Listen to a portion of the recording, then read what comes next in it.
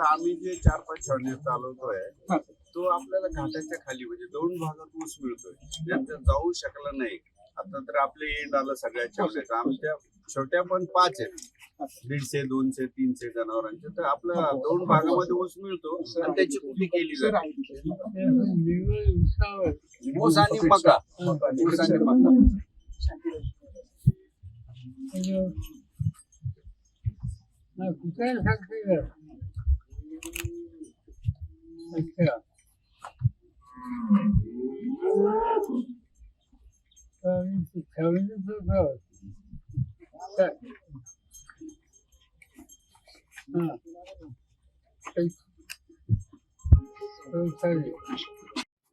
ह्या दुष्काळी भागामध्ये इथलाच अल्पभूधारक शेतकरी याच गावचा 6 गाय आहेत माझे. माझं जमीन नाव किती आहे?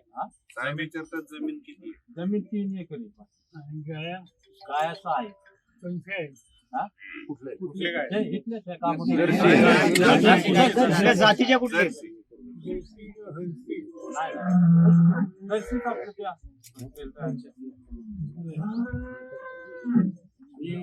ह्या पट्ट्यामध्ये पाऊस फारच अत्यंत कमी आहे. आता सुद्धा कमी अल्पस झालेलं आहे.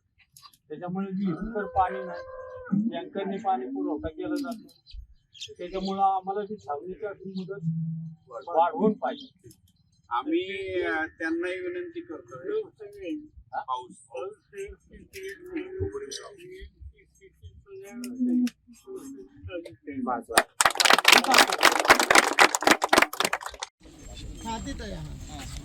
कारण पाऊस तर अजून आमच्याकडे भरपूर असा झाला नाही, चारा बी झालेला नाही. त्याच्यामुळे एक 15 दिवस असं 1 जुलैपर्यंत वाढवलं हे आमची अपेक्षा आहे.